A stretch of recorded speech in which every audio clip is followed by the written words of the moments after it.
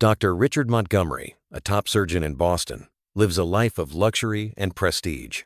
But his world falls apart when a homeless boy arrives at his emergency room with severe appendicitis. Driven by coldness and prejudice, he denies the boy treatment and orders him transferred to a public hospital. However, when Nurse Maria finds a dirty medical bracelet on the child's wrist, she makes a devastating discovery that changes everything. The name engraved on the metal is Thomas Montgomery, and the emergency contact is Dr. Montgomery himself. The abandoned, dying boy is not just another patient. He is the son Richard left behind 10 years ago. Now this arrogant doctor must face the consequences of his past choices as he fights desperately to save the life of the child he rejected twice. Can forgiveness take root where abandonment planted its deepest seeds? Hello. Before we begin, please subscribe to the channel and leave a like. At the end, please rate the story. I will be happy to respond to you in the comments. Now, let's get to the story. The metallic sound of surgical instruments blended with the constant hum of equipment at St. Mary's Hospital, one of Boston's most prestigious medical institutions. Dr.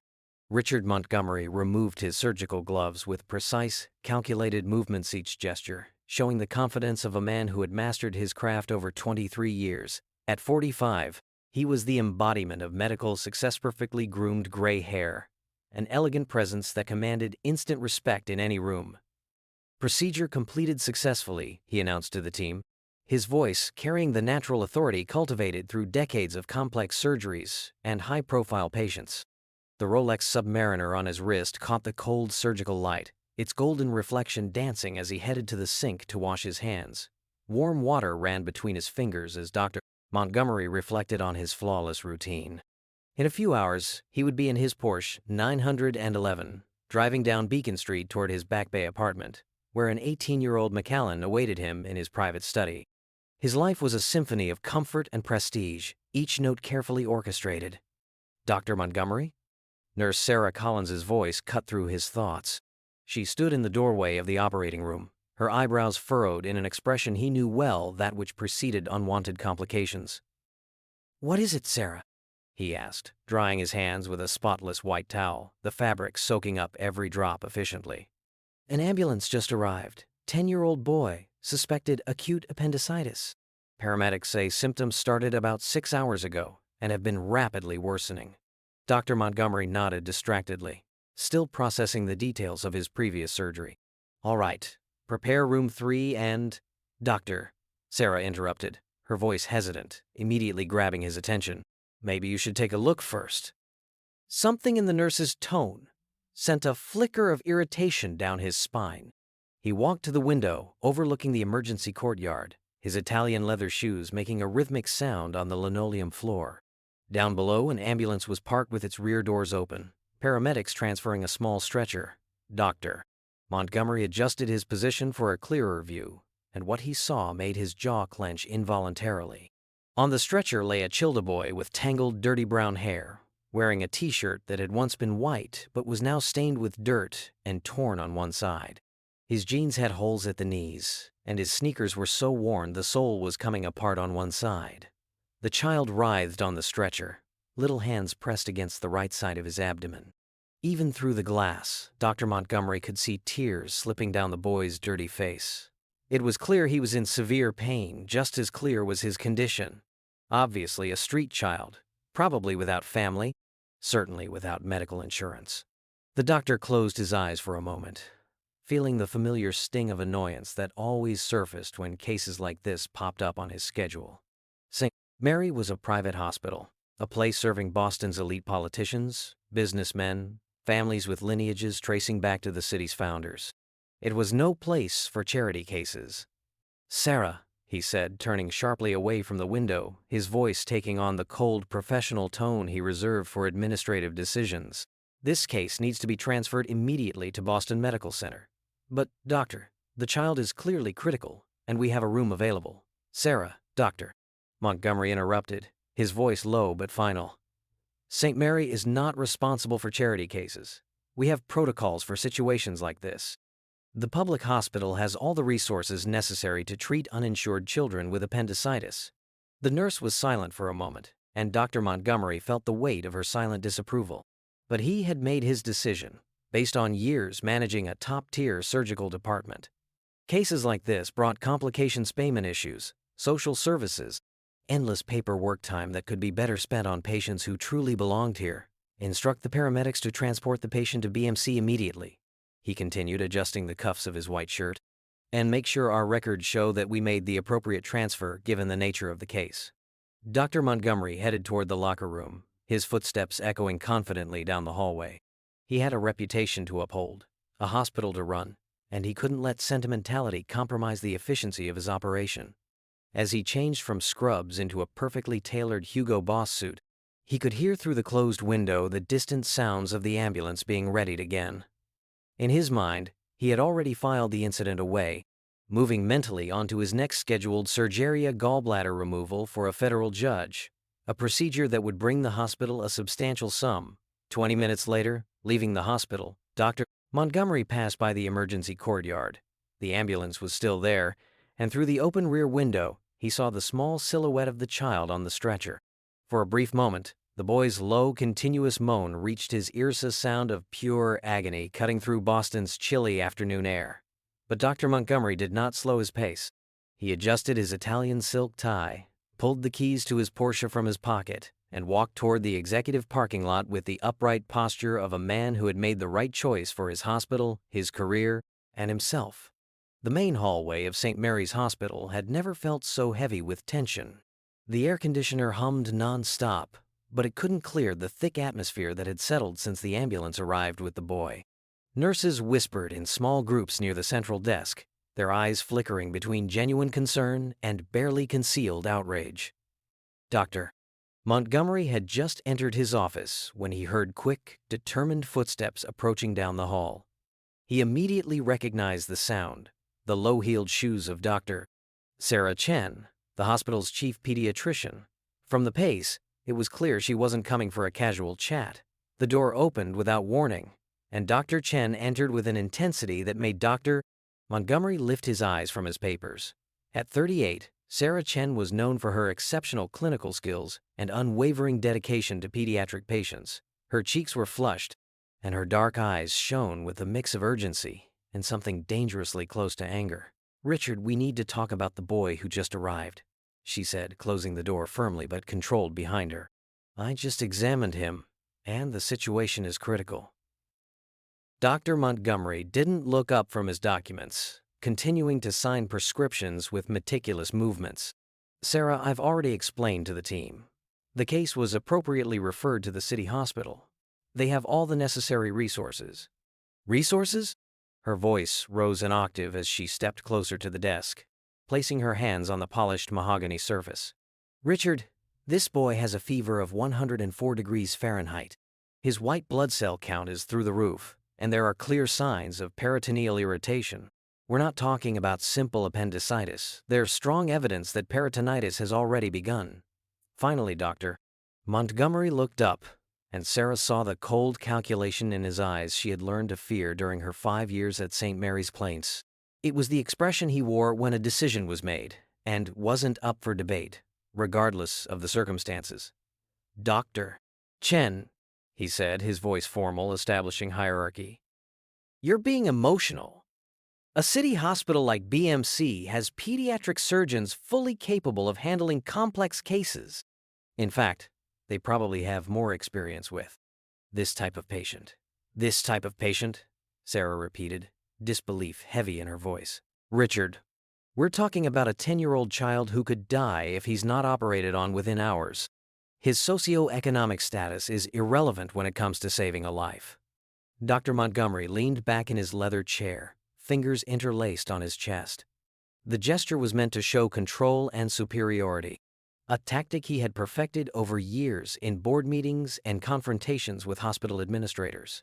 "Sarah, you are an excellent pediatrician, but sometimes your compassion clouds your professional judgment. This hospital has financial responsibilities. We can't simply absorb cases that won't be paid for, especially when appropriate alternatives exist." At that moment, the office door opened again. Mr. James Williams, the hospital's chief administrator, walked in carrying a leather briefcase and wearing a smile that didn't reach his eyes.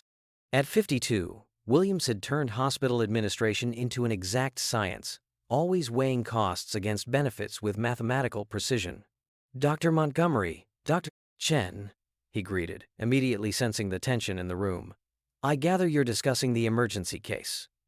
"We were just clarifying the appropriate protocols, Doctor," Montgomery replied, casting a pointed look at Sarah. Williams nodded, pulling out a detailed spreadsheet from his briefcase. "I reviewed our numbers from last quarter, and unpaid cases have increased by 17%. The board has been very clear about the need to reduce these situations." A wave of nausea rose in Sarah's throat.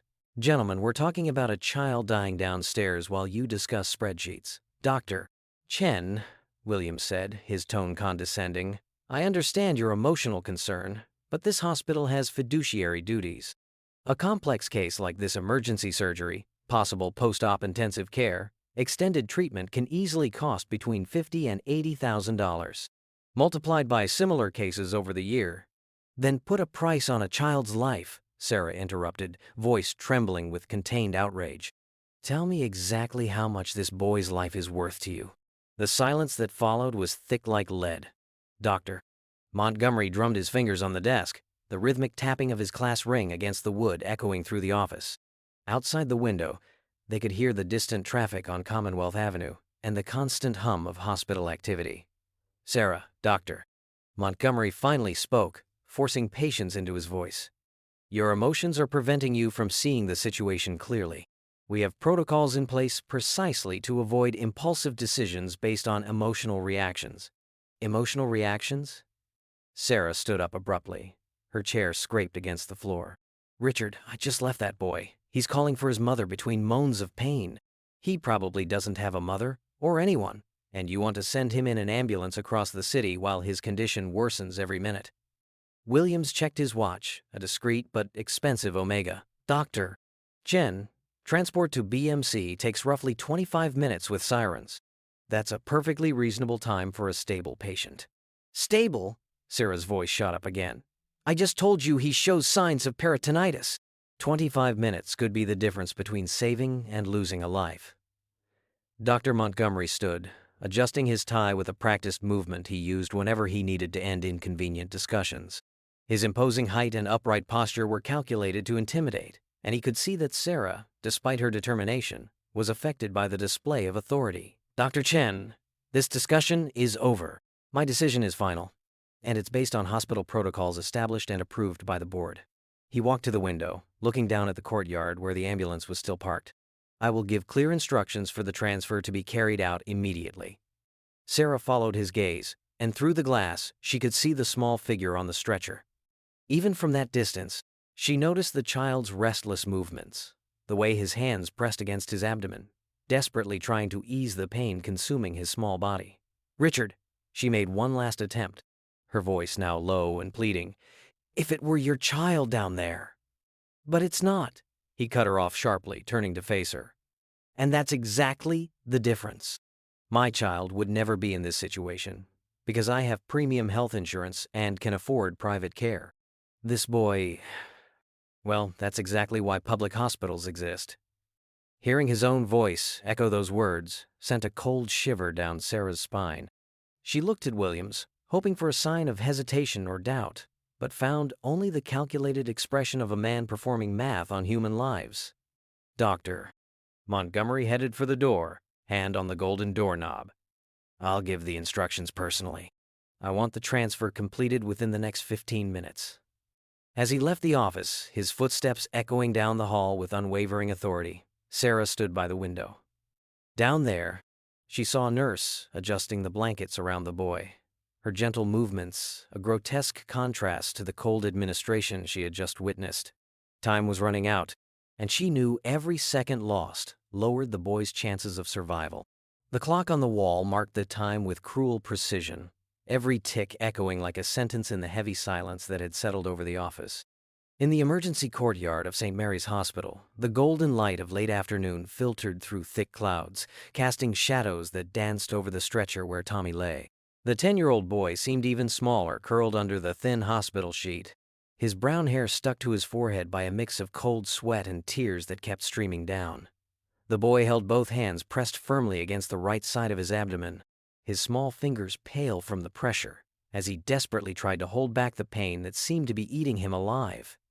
His lips were slightly bluish, and each breath was a visible struggle, as if the simple act of breathing had become a battle he was slowly losing. "It hurts so much," Tommy whispered to no one in particular, his voice so low it was barely a broken whisper. "It hurts so much." Maria Rodriguez, a 43-year-old nurse with warm brown eyes and hands that had comforted countless patients over 18 years in her career, approached the stretcher with an expression that blended professionalism and genuine compassion.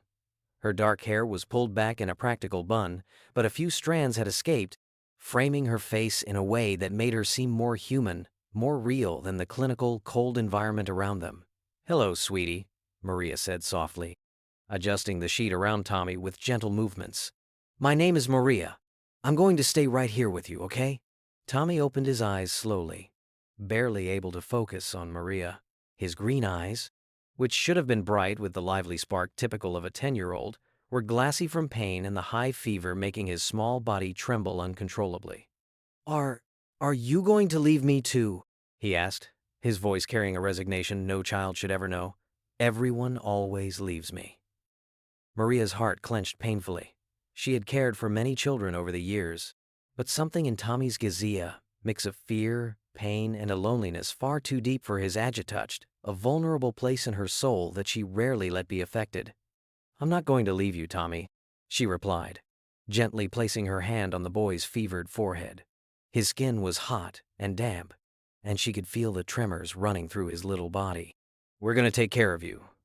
Tommy closed his eyes for a moment, seeming to find some comfort in Maria's gentle touch. But then a new wave of pain hit him, making him writhe on the stretcher and let out a low moan that cut through the nurse's heart like a blade. "I can't take it anymore," he cried, tears streaming down his temples and soaking into the thin pillow. "Please, make it stop. Please." Maria felt her own tears threatening to spill. She had already heard the rumors circulating through the hospital about the decision to transfer Tommy, and the injustice of it weighed heavily on her chest like a stone. Here was a clearly suffering child possibly dying, and, instead of receiving immediate care, he was being prepared to be sent across town in an ambulance. "Tommy," she said softly, taking a damp cloth and gently wiping the boy's sweaty face. "Do you have family? Anyone we can call?" The boy opened his eyes again, and Maria saw something break in his gazea barrier, held in place for years by self-protection and distrust. "I don't have anyone," he whispered, so quietly that Maria had to lean in to hear. "My mom died when I was 6. Overdose. I was in foster care for a while, but it was bad there. The families, they didn't really want me." He paused to breathe, each word seeming to cost him an immense effort. "I ran away 2 years ago. Since then, I've been living on the streets. It's better that way. At least on the street, no one pretends to care about me." Maria felt something shatter inside her chest. She had seen abandoned children before, but there was something about the way Tommy spoke a maturity far beyond his years in accepting his abandonment that touched her deeply. "Oh, sweetheart," she murmured, unable to hide the emotion in her voice. "You shouldn't have to go through this alone." Tommy looked at her with an expression far too old for his young face. "Everyone says that at first. But then they always change their minds." A new wave of pain hit him stronger this time, making him arch his back on the stretcher and clench his fist so hard his knuckles turned white. The moan that escaped his lips was pure agony, a sound cutting through the air like a knife. "It's getting worse," he cried, his words broken by sobs. "It's getting worse." Maria quickly checked Tommy's vital signs. His temperature had risen to 105 degrees Fahrenheit, and his blood pressure was dangerously dropping. She knew enough about medicine to recognize the signs the boy's condition was deteriorating rapidly, and every minute that passed reduced his chances of survival. "Tommy," she said urgently, taking his small hand and squeezing it gently, "we're going to take you to a place where they can take better care of you. You're going to be okay, I promise." But even as she spoke the words, Maria fought her own doubts. The transfer to the city hospital would take at least 20 minutes, and she wasn't sure Tommy had that kind of time. The boy looked at her with eyes that seemed to see through her attempts at reassurance. "You're lying," he said simply. "I can see it in your eyes." Everyone always lies. Maria felt the tears finally overflow. She had promised herself long ago to keep an emotional distance, to treat every patient with professionalism. But this lonely, hurting boy had broken through all her defenses with his brutal honesty and palpable pain. "Tommy," she began, but was cut off by another spasm of pain that made the boy writhe violently. When the pain passed, Tommy lay still for a long moment, breathing heavily. Then, slowly, he brought a trembling hand to his chest, reaching under his torn shirt. "There's something," he whispered, barely audible. "Something I always carry with me. It's the only thing I have left." Maria watched as Tommy struggled to reach something he kept hidden close to his chest. His movements were slow and painful, each gesture seeming to cost him more energy than he had. "Is it safe to show me?" he asked, looking at Maria with a vulnerability that broke her heart. "You won't let anyone take it, right?" "Of course not, sweetie," Maria replied, her voice filled with tenderness. "It's yours. No one's going to touch it." Tommy nodded weakly, and with considerable effort, began pulling something from inside his shirt. His hands trembled, both from fever and emotion. Maria could see that whatever he was about to reveal carried deep meaning for him, perhaps the last connection to a past that still held some hope. Tommy, with his eyes half closed from pain, and the fever making his small body shake uncontrollably, slowly and laboriously, brought his right hand to his chest. Every movement seemed to drain the little energy he had left, and Maria could see small drops of sweat forming on his pale forehead. It's the only thing I have," he whispered, his voice so weak that Maria had to lean in closer to hear. "My mom, before she died, said it was important. That I could never lose it." With fingers trembling violently, both from the high fever and strong emotion, Tommy began to pull something he had carefully hidden under the tattered sleeve of his shirt.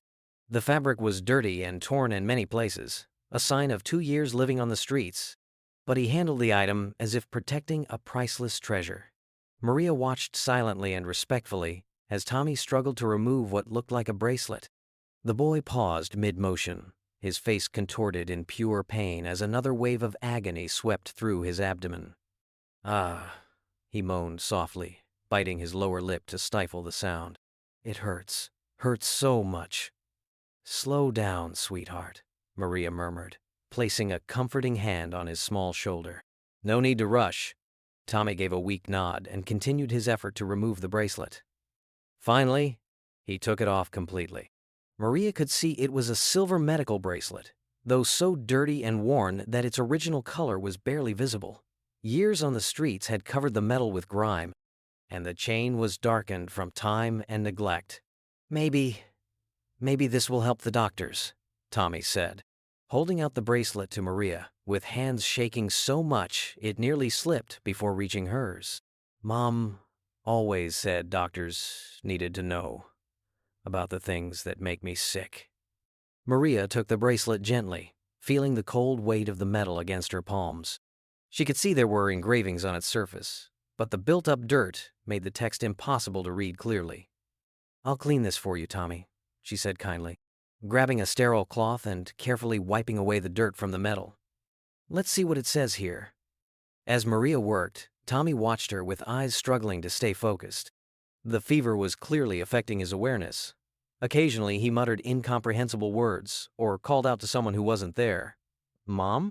he whispered suddenly, turning his head as if hoping to see someone next to him. "Mom, I'm scared." Maria's heart tightened painfully, but she kept working, removing layer after layer of grime from the bracelet. Gradually, letters etched into the metal began to emerge, and she leaned closer, trying to decipher the words. The first name she made out made her pause. Thomas. Then, as she kept cleaning, more letters came into view. Montgomery. Maria's heart raced. Montgomery. The same last name as the surgeon who had just refused treatment for the boy. But surely it was just a coincidence. Montgomery was a common surname, after all. She cleaned with more urgency now. Her own breathing quickened as more words appeared on the silver surface. Allergic to penicillin was engraved in the center of the bracelet, a crucial medical detail, explaining why a child so young would be carrying medical ID. But when she reached the bottom of the bracelet, Maria felt the world stop around her. There, engraved in small but unmistakable letters, was, "In case of emergency contact, Dr. Richard Montgomery, tel 617-555-0147. The cloth slipped from her trembling hands, floating down to the floor like a white leaf. Maria stared at the bracelet, wiping it again to make sure she wasn't misreading it. But there was no mistake. The phone number matched the one on the hospital's on-call board. The same doctor, Richard Montgomery, who had just declared the boy was not the St. Mary Hospital's responsibility. "Oh my God," she whispered, feeling her legs go weak. "Oh my God." Tommy, noticing the change in Maria's expression, tried to lean on the hospital bed, though the movement clearly caused him more pain. "What? What is it?" he asked, his voice full of worry. "Is everything okay? Did I do something wrong?" Maria looked at Tommy's small, worried face. Thomas Montgomery and felt a wave of emotion so intense it almost took her breath away. Here was a child, clearly related to the man who had just condemned him to a potentially fatal transfer, living alone on the streets for years while his relative worked at one of the city's most prestigious hospitals. "No, sweetheart, you did nothing wrong," she managed to say, her voice thick with emotion. "Nothing at all. You might have just saved your own life." She held the bracelet to her chest for a moment, her heart pounding so hard she was sure Tommy could hear it. The implications of what she had uncovered were enormous. Dr. Richard Montgomery hadn't just refused treatment to a child in desperate need. He had refused treatment for what seemed to be his own relative. "Tommy," she said urgently, leaning over the bed. "I need to go talk to a doctor right now. But I'll come back, I promise. I won't leave you." "Please," Tommy whispered, trying to grasp her hand with weak fingers. "Don't leave me alone. Everyone always leaves me alone." "I'll come back," Maria repeated, gently kissing the boy's fevered forehead. "Everything's going to be all right now, sweetheart." "I promise it will be." With the bracelet gripped tightly in her hand, Maria stepped away from the bed and started running toward the hospital. Her white shoes clicked loudly against the polished floor of the emergency hallway, and she could feel the surprised glances of other staff as she rushed past them. She reached the glass doors separating the outside from the hospital interior and pushed them open with force, almost stumbling in her hurry. The main hallway stretched ahead with its long, well-lit corridors. But Maria knew exactly where to find Dr. Montgomery at this time of day. "Dr. Montgomery," she called out as she ran, her voice echoing off the walls. Some patients and visitors turned to look, startled by the urgency in her voice and the sound of her fast footsteps. She turned down the hall leading to the administrative offices, her heart pounding wildly, still holding the bracelet like key evidence in a trial. Because, in a way, that's exactly what it was. The bracelet in her hand held information that could change Tommy Thomas Montgomery's destiny completely, and she needed to find Dr. Montgomery immediately, before it was too late to save the boy's life. The parking lot of St. Mary Hospital was bathed in the orange light of late afternoon, with long shadows stretching between the rows of cars. Dr. Richard Montgomery walked toward his black BMW with determined steps, his leather briefcase swinging by his side as he searched for his keys in his coat pocket. The day had been long and frustrating, filled with administrative decisions and bureaucratic procedures that left him mentally exhausted. All he wanted now was to get home, take a hot shower, and forget the hospital troubles until morning. He was inserting the key into the lock when he heard a woman's voice shouting his name across the parking lot. "Dr. Montgomery! Dr. Montgomery, please stop!" He turned, annoyed by the interruption, and saw Maria Rodriguez running toward him. Her hair had completely escaped her bun, and she was clearly out of breath, as if she'd run a long way. There was something in her expression, an urgency, mixed with what looked like horror, that made Montgomery stop what he was doing. "Nurse Rodriguez," he said with thinly veiled impatience. "We already discussed the boy's situation. The decision is made. He will be transferred to the municipal hospital where he can receive proper care." Maria finally reached him, breathing heavily and holding something in her clenched hand. Tears filled her eyes, and when she spoke, her voice was loaded with intense emotion that made Montgomery uncomfortable. "Doctor," she said, struggling to catch her breath, "you need to see this. The boy, Tommy, he gave me this." She held out her hand and opened her fingers, revealing a silver medical bracelet that, despite being clean, still showed signs of years of wear and tear. Montgomery looked at the bracelet with initial disinterest. "Nurse, I don't see how a medical bracelet changes anything. If the boy has allergies, that can be communicated to the municipal hospital during the transfer." "Read it," Maria said, her voice breaking. "Please, just read what it says." With a sigh of exasperation, Montgomery took the bracelet from her hands. But the moment his fingers touched the cold metal, a familiar feeling passed through his consciousness, a sense of déjà vu he couldn't explain. He held the bracelet up to his eyes and began to read the words engraved on the metal. "Thomas Montgomery," he read aloud, his voice wavering slightly. Then he continued, "Allergic to penicillin." His heart started beating faster, though he still didn't fully understand why. The last name Montgomery was common enough, after all. But when he reached the final line of the engraving, when he read, "In case of emergency contact, Dr. Richard Montgomery, phone 617-555-0147, the bracelet slipped from his trembling hands and fell onto the asphalt with a small metallic sound. "No," he whispered, feeling the color drain from his face. "No, this can't be." He quickly bent down and picked the bracelet up again, reading the words once more, as if expecting them to magically change. But there it was, etched in silver metal in his own handwriting from years ago. His name, his phone number, his son. Memories began to flood back like an avalanche, each one more vivid and painful than the last. He saw himself, 15 years younger, standing in a baby's room of a house in Beacon Hill that no longer existed in his life. Jennifer sat in the nursing chair, holding Thomas, their 6-month-old son, while Montgomery carefully fastened the small medical bracelet on his tiny wrist. "Are you sure it's not too tight?" Jennifer asked, her voice full of the natural worry of a new mother. "It's meant to grow with him," Montgomery replied, adjusting the bracelet carefully. "Kids can have severe allergic reactions without warning. If anything happens, at least they'll know how to find me." And then the darker memories started coming. The fights, the endless arguments about money, priorities, the time he spent at the hospital versus the time at home. Jennifer crying in the bedroom, holding Thomas against her chest while Montgomery packed his bags. "You're abandoning your son," she had yelled that last night. "You're abandoning your own son. He'll be better off without me," Montgomery had answered, closing the last suitcase. "You two will be better off without me." He remembered Jennifer screaming as he left through the front door. He remembered Thomas's cries echoing through the house. He remembered never looking back.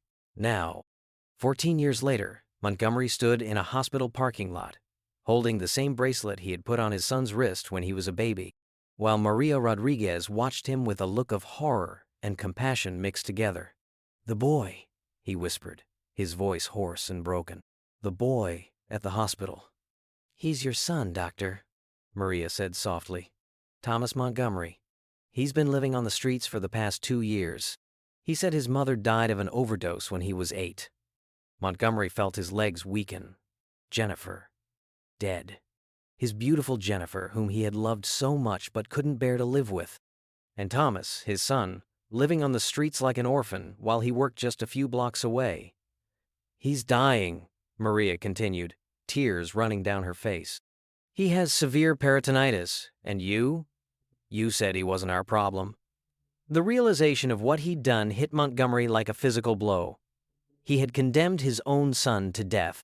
He had looked at the boy, at his Thomas, and decided his life wasn't worth the hospital's resources. "Oh my God," he murmured, leaning against the car as his legs threatened to give out. "Oh my God, what have I done?" The bracelet fell from his hands again, and this time he didn't try to pick it up. Instead, he covered his face with his hands and began to cry deep, wrenching sobs that came from the very bottom of his soul, tears he had held back for 14 years of guilt and abandonment. "My son," he wept. "My son is dying, and I turned him away." Maria approached him hesitantly, picked the bracelet up from the ground, and gently placed it back in his hand. "There's still time," she said urgently. "We can still save him." "But it has to be now, Doctor." "We don't have much time." Montgomery looked at her through his tears, seeing not just a nurse, but a woman who had shown more compassion for his son in one afternoon than he had in a lifetime. "Will he forgive me?" he asked, his voice broken like a lost child's. "After everything I've done, can he forgive me?" Montgomery didn't remember dropping his car keys or leaving his folder in the parking lot. All he knew was that he had to get to his son, and every second that passed was one less second Thomas had to live. His legs carried him through the hospital's automatic doors at a speed he didn't know he still had. His leather shoes made a deafening noise against the polished floor, echoing through the hallways like war drums. Staff stepped aside, surprised by the desperate expression on a man they knew as always controlled and professional. "Excuse me." "Get out of the way!" he shouted, pushing an empty stretcher that was partially blocking the corridor. The medical wristband was still tight around his right hand, the metal warmed by the heat of his sweaty palm. He reached the emergency corridor and could see through the glass windows where Tommy was being prepared for transfer. Two nurses were checking the portable oxygen equipment, while an assistant organized papers on the clipboard. The ambulance had already arrived, and he could see the red and blue lights reflecting in the windows. "No," Montgomery growled, pushing the doors with such force they slammed against the walls.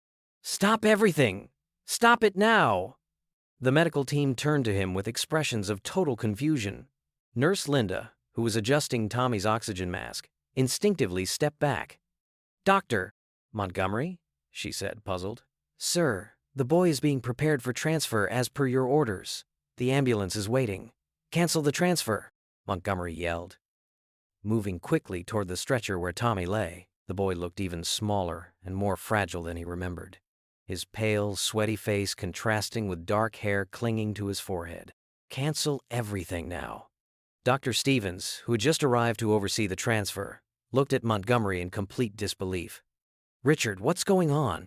You yourself said we didn't have the resources to—" "I was wrong," Montgomery interrupted, reaching the side of the stretcher. His voice was choked, and he could feel tears burning his eyes. "I was terribly wrong." Tommy, who had been semi-conscious, seemed to recognize the new voice. His eyes slowly opened, struggling to focus on the face of the man leaning over him. Who are you?" Tommy whispered, his voice so weak it barely rose above the sound of the medical equipment. Montgomery felt his heart break completely. His own son didn't recognize him. 14 years of absence had erased any memory Thomas might have had of him. "Tommy," he whispered, placing a trembling hand on the boy's fevered forehead. My boy." He opened his hand and showed the medical wristband to Tommy. "You gave me this, remember?" Through Nurse Maria.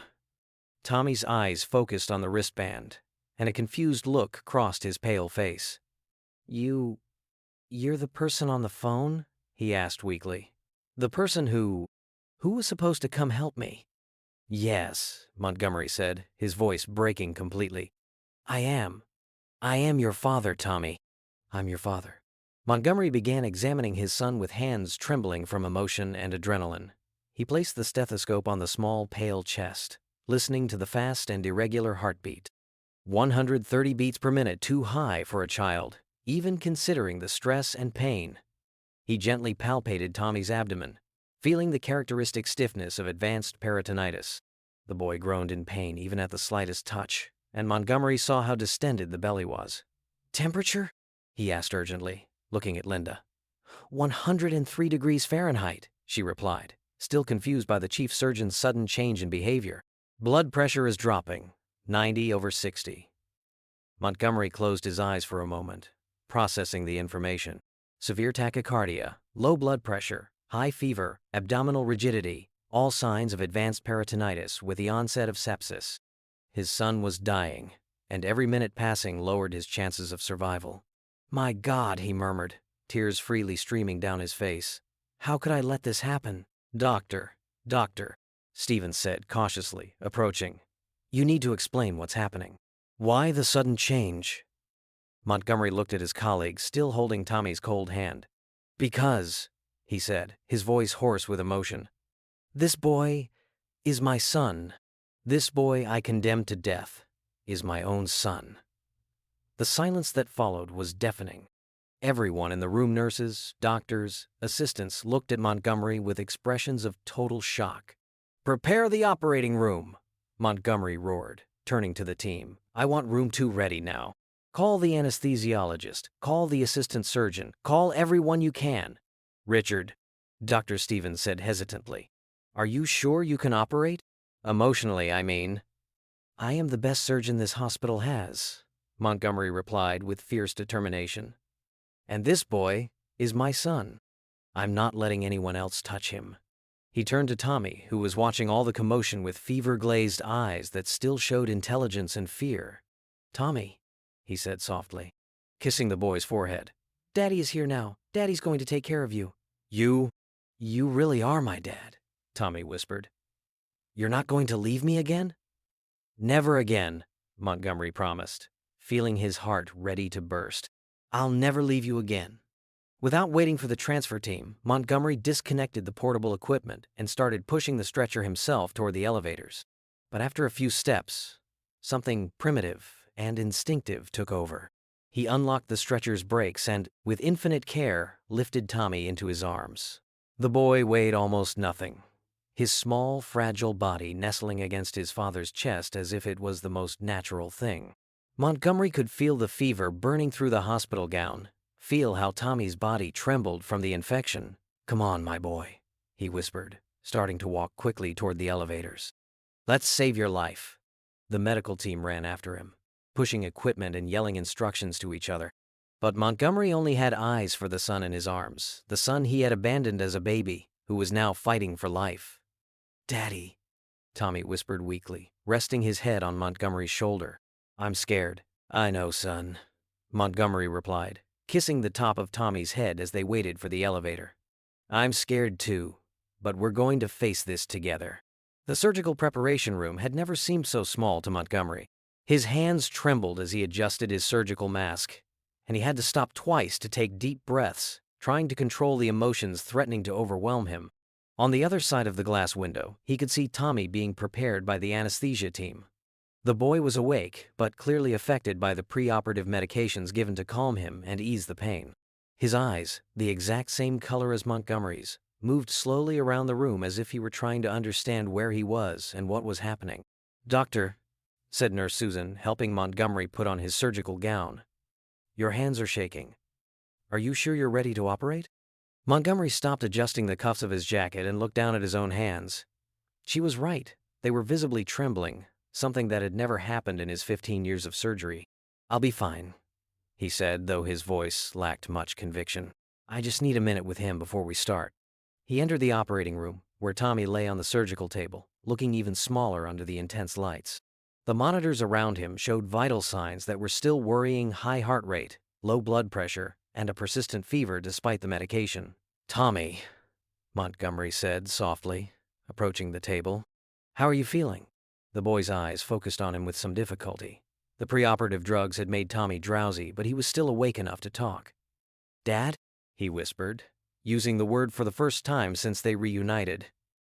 "Are you going to fix me?" Montgomery felt his throat tighten.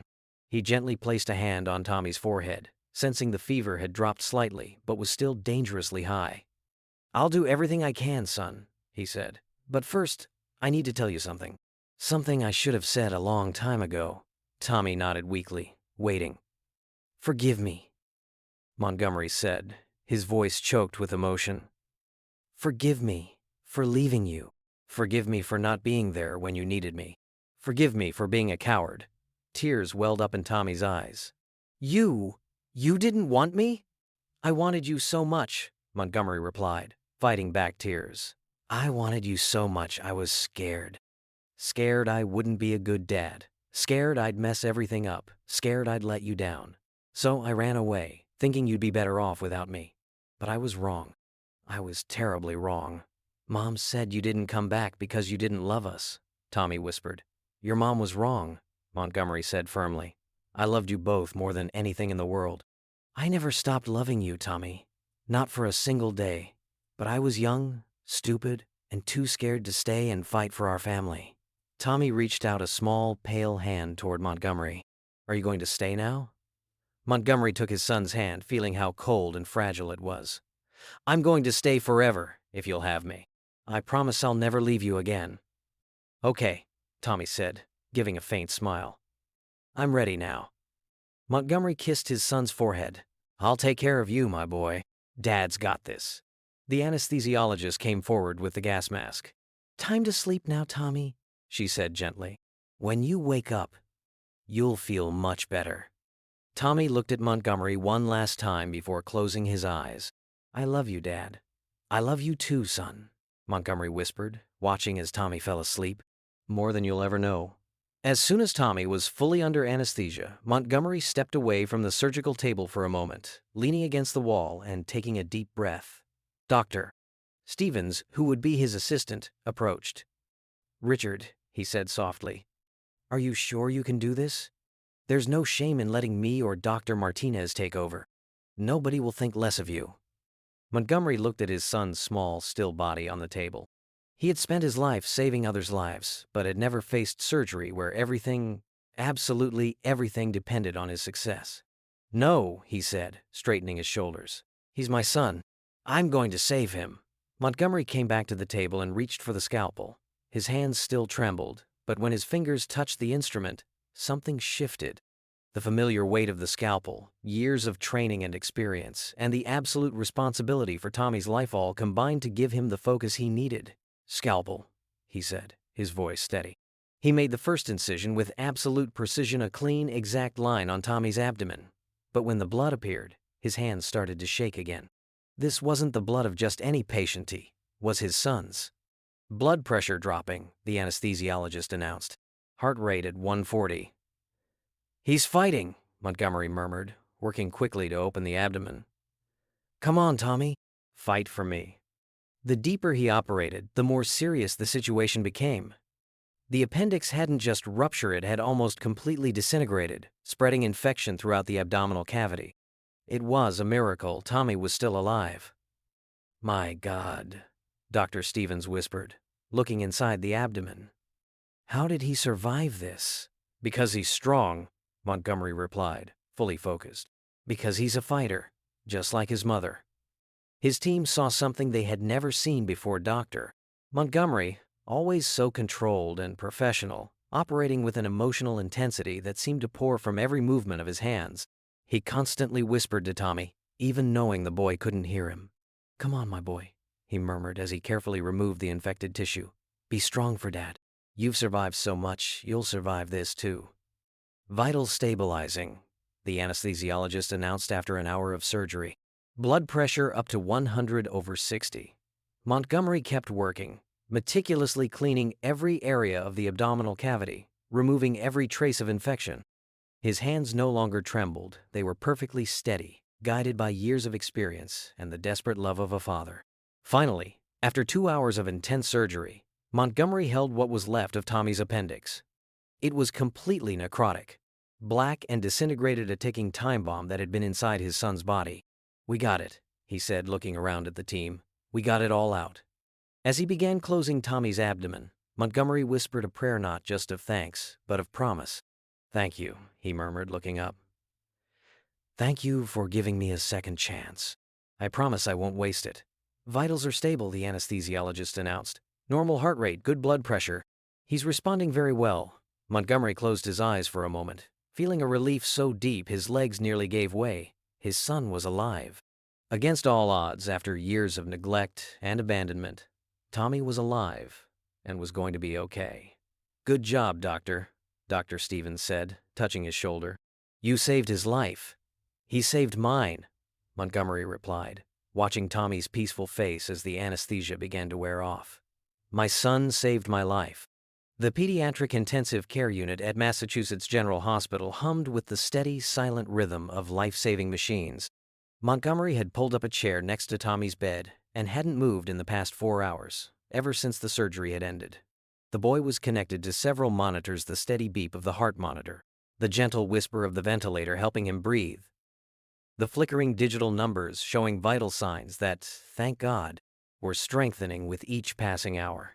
Montgomery held Tommy's small hand between his own, watching every movement, every change in breathing, every twitch of his facial muscles that might show his son was starting to wake up. Tommy's skin was still pale, but his fever had dropped significantly. It was now 99 degrees Fahrenheit, almost normal. "He's responding very well," Nurse Carol said, checking the monitors. "Vital signs are stabilizing faster than we expected. He should wake up within the next few hours." Montgomery just nodded, not wanting to leave, even for a second. But there was something he had to do, something he should have done a long time ago. With his free hand, he picked up the phone and dialed a number he had found online. "Morrison Private Investigations," a professional voice answered. "My name is Dr.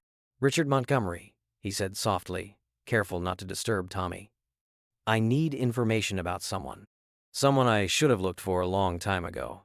He gave all the information he had about Thomas, the full name, the last birth date he knew, the name Jennifer. His ex-girlfriend, Tommy's mother, the woman he had left behind when he found out he was going to be a father. "I'll need a few days to compile everything," the investigator said. "But I can start with some basic information right now if you can hold the line." Montgomery waited, listening to the sound of typing while watching Tommy's chest rise and fall with regular breaths. "All right," the investigator said after a few minutes. "I found some records. Jennifer Walsh, is that correct?" "Yes," Montgomery sighed. "Is she? I'm sorry, doctor. She passed away 3 years ago. Car accident on I-95 near Dedham. She was heading home from work during a snowstorm." Montgomery closed his eyes, feeling a deep ache settle in his chest.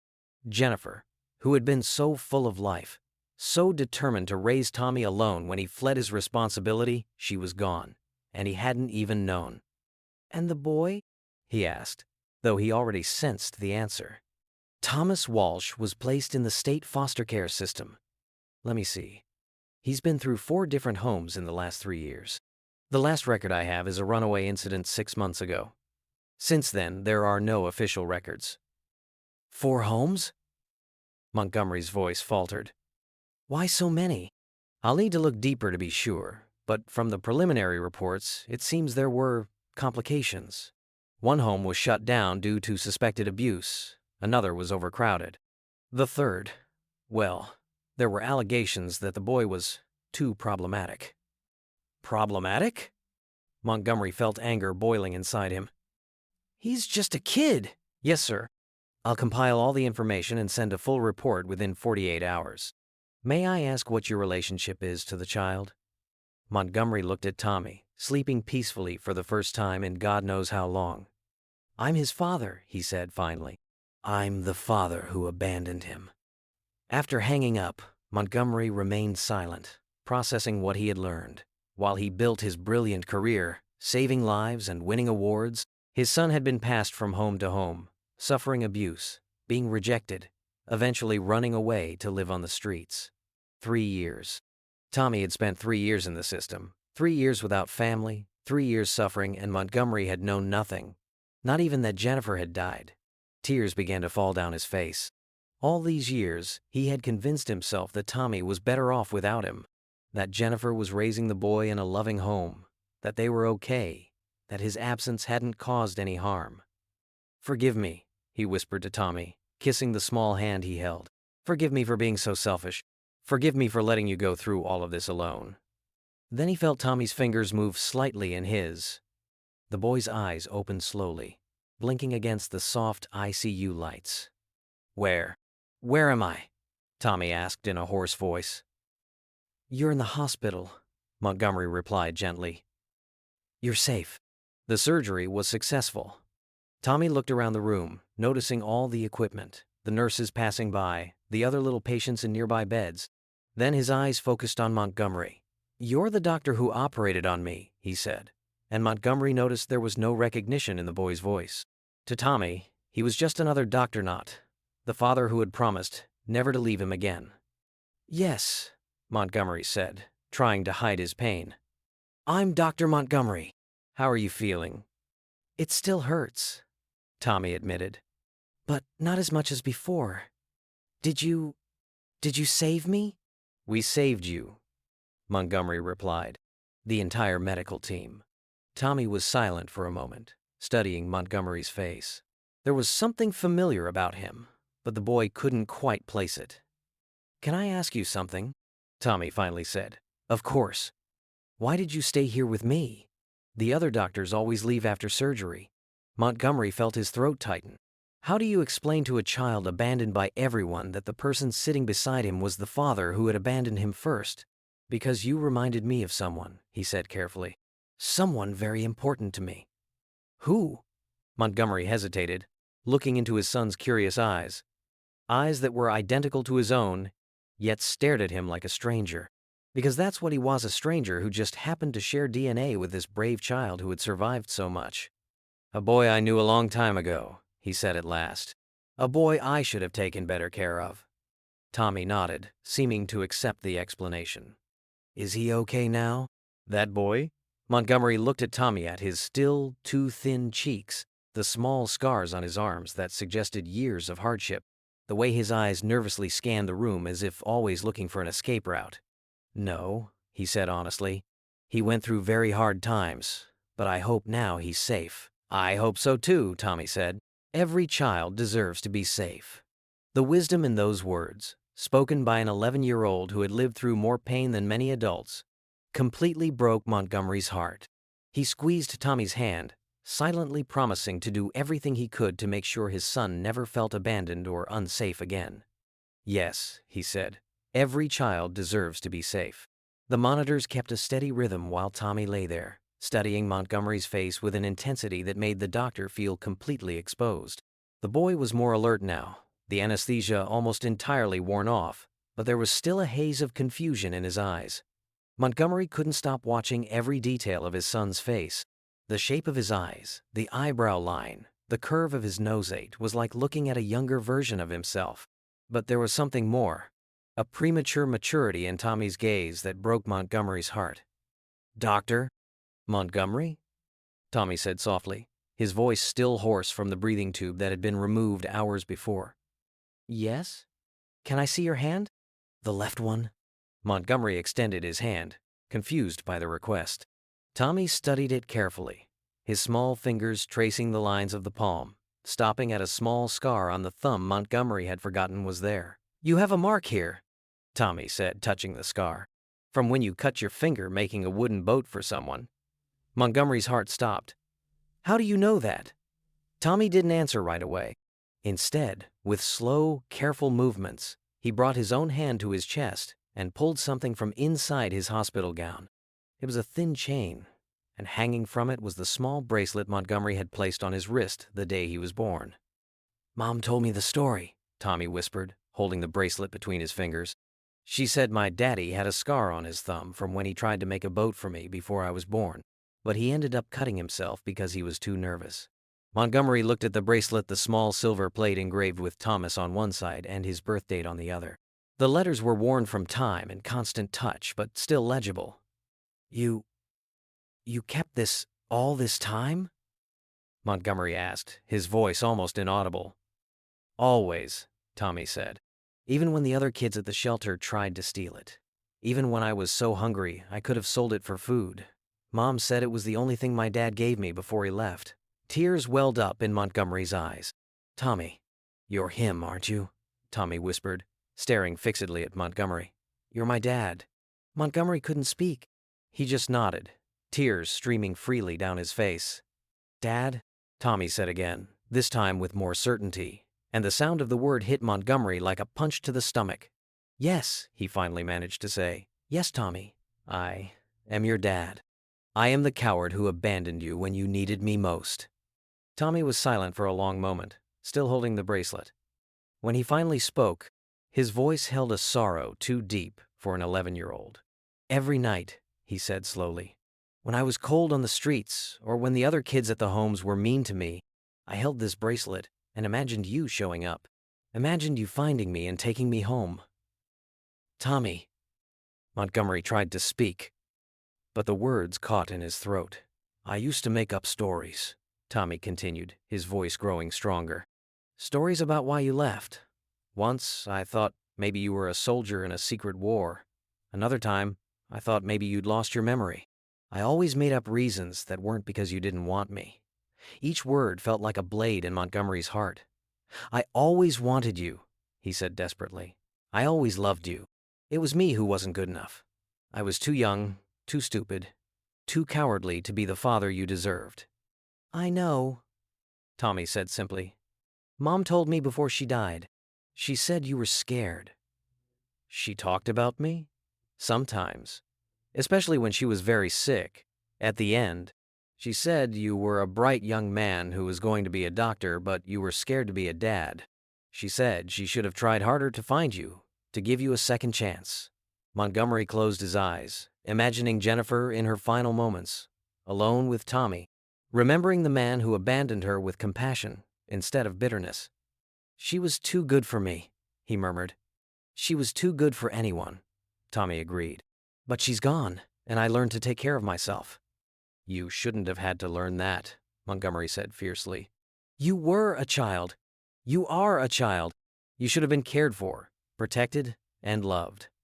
Tommy studied his dad's face, seeing genuine pain there. There were really bad nights, he said honestly. Nights when I was so hungry my stomach hurt worse than any injury. Nights when I was so cold, I couldn't stop shaking. And there were bad people. People who hurt other boys, and sometimes hurt me too. Montgomery felt a cold, burning anger settle into his bones. Who hurt you? It doesn't matter now, Tommy said quickly. I ran away. Always ran when it got too bad. And during those bad times, I held my bracelet and imagined you showing up like a superhero. You'd be strong and brave and take me away from all of it. I should have been there, Montgomery said, his voice broken. I should have been the one protecting you from the beginning. Tommy was quiet for a moment, playing with the bracelet between his fingers. You know what's funny? He said finally. You appeared. Not how I imagined. Not when I was little and needed you to protect me from the monsters in the dark. But you showed up when I was really going to die. When my body was giving up, you were there to save me. That was coincidence, Montgomery said. Pure chance. No, Tommy shook his head. Mom always said there are no coincidences, just miracles in disguise. Maybe you showed up when I needed you most because it was meant to be. Montgomery held Tommy's hand carefully, afraid to hurt him. Can you forgive me? He asked, his voice barely a whisper. I know I don't deserve it. I know I caused so much pain, but can you forgive me for abandoning you? Tommy looked at him for a long moment, his eyes, the one so much like Montgomery's, full of a wisdom no child should have. Do you know what I learned living on the streets? He said finally. I learned that holding onto anger just makes you hungrier and colder. I learned that forgiveness isn't about whether the person who hurt you deserves it or not. It's about you being able to move on. He squeezed Montgomery's hand. I forgive you, Dad, he said firmly. I forgive you because you showed up when I needed you most. I forgive you because I can see you feel bad for leaving. And I forgive you because I love you, and I want us to be a family. Montgomery began to cry not silent tears, but deep sobs that came from the very depths of his soul. They were tears of relief, gratitude, love, and a pain that could finally begin to heal. I love you so much, he managed between sobs. I love you so much it hurts. And I promise, Tommy, I promise on my life, on my soul, on my honor as a doctor that I will never leave you again. I will never run away. We're going to be a real family. Promise? Tommy asked, extending his pinky finger. Montgomery laughed through his tears, remembering that despite everything they'd been through, Tommy was still just an 11-year-old boy. I promise, he said, linking his pinky with his son's. Forever and ever. Forever and ever, Tommy repeated, smiling the first true smile Montgomery had seen on his face. They stayed that way for a long time, father and son finally reunited, holding hands as the monitors kept their steady rhythm of life and hope all around them. 3 months had passed since that life-changing night in the pediatric ICU, and the fall in Boston was painting the streets with golden and orange hues. Montgomery parked his new Honda Civica, much more practical car than the BMW he had sold, along with the Mansion in front of Boston Common, watching through the windshield as families walked by with their children. We're really late, said Tommy from the passenger seat, checking the digital clock on the dashboard. Doctor, Sarah's going to be worried. Don't worry, Montgomery replied with a smile. She knows Saturday traffic is unpredictable. Besides, you've improved so much that some follow-up appointments can wait a few minutes. It was true, Tommy had fully recovered from appendicitis and peritonitis, but more than Thade had gained healthy weight. His cheeks were no longer pale and hollow, and his eyes shone with an energy Montgomery was still learning to recognize as genuine happiness. They walked through the park, passing groups of children playing, couples having picnics, elderly folks feeding pigeons. It was such a normal, everyday scene that Montgomery was sometimes surprised to be part of it. "Dad, can I play on the playground after the appointment?" Tommy asked, pointing to the swings and slides where other kids ran and shouted happily. "Of course," Montgomery answered, and the word "Dad" still made his heart race every time he heard it.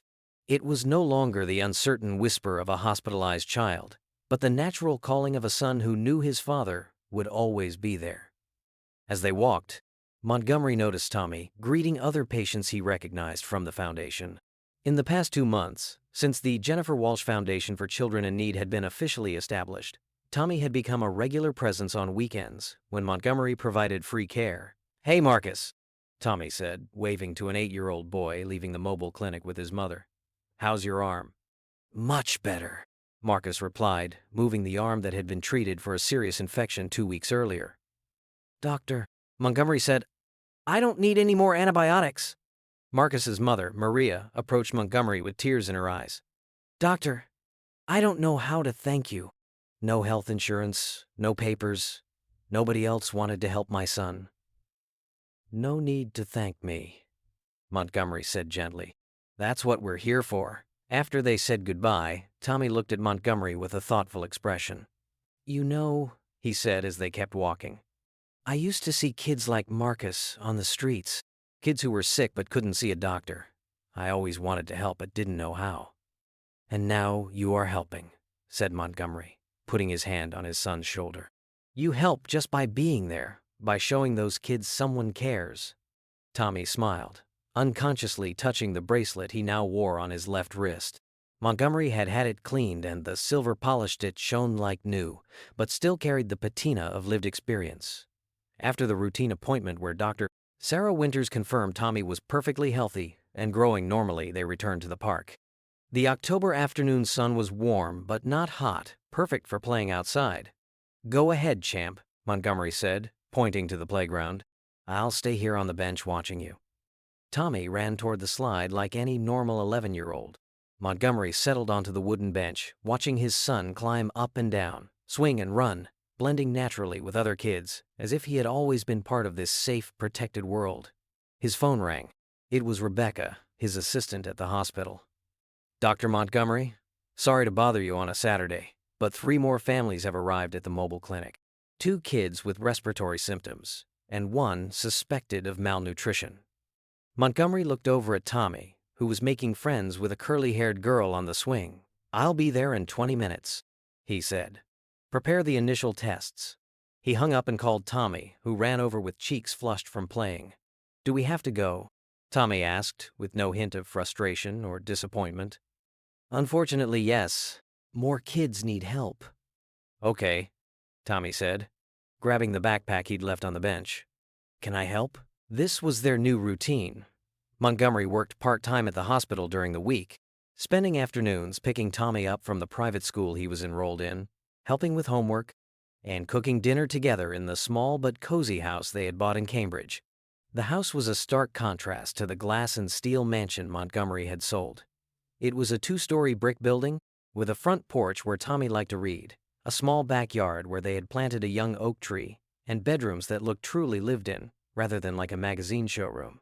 "You know," Montgomery said as they drove toward the mobile clinic, "I've been thinking about expanding the foundation. Maybe getting a bigger van, hiring 1 more volunteer doctor." "That would be amazing," Tommy said excitedly. "We could help more kids." "We could," Montgomery agreed. "And you could help me interview the volunteer doctor candidates. After all, you have first-hand experience with what these kids need." Tommy laughed at a sound Montgomery never tired of hearing. "Am I going to be co-director of the foundation?"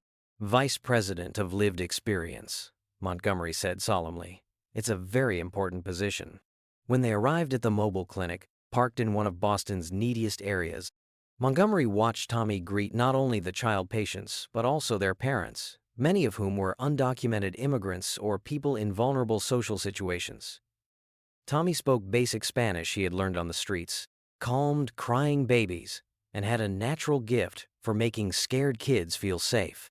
More than that, he understood the fear in the eyes of children hurt by the world and knew exactly how to show them they were safe now. "Doctor."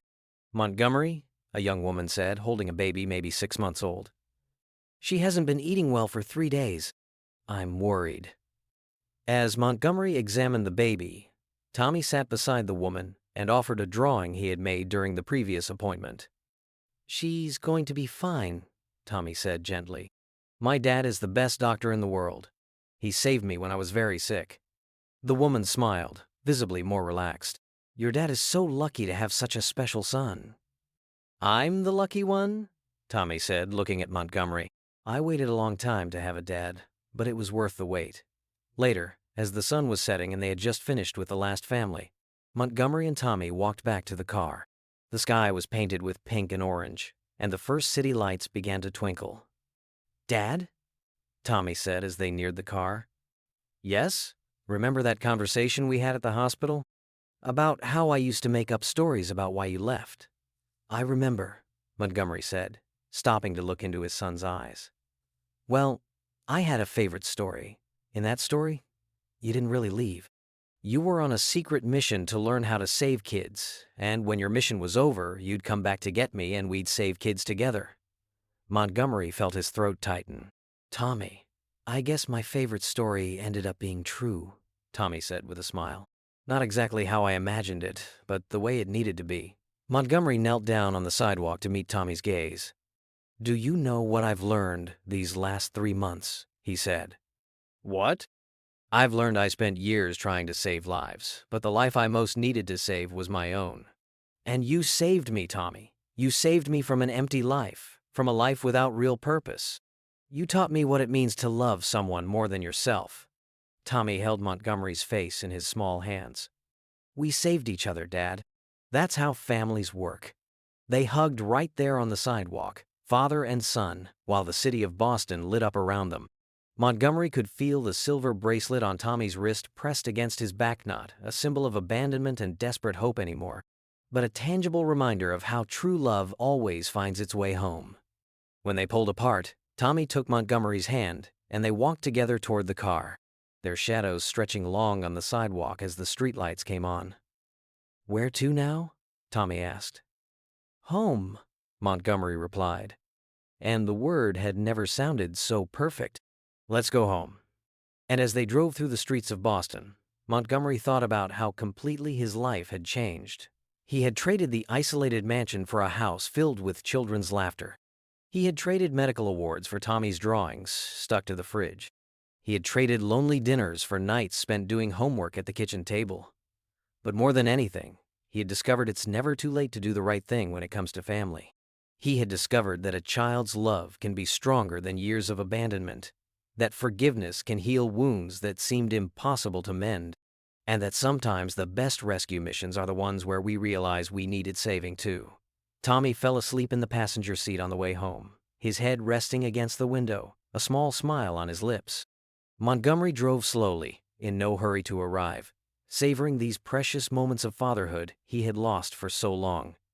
On Tommy's bracelet, the letters, Thomas, glowed softly in the streetlight, no longer worn from the pain of desperate fingers, but polished by the loving touch of a child who finally knew he was home. If you enjoyed this story, subscribe to the channel and leave a like. These other stories will also move you. Click to keep watching.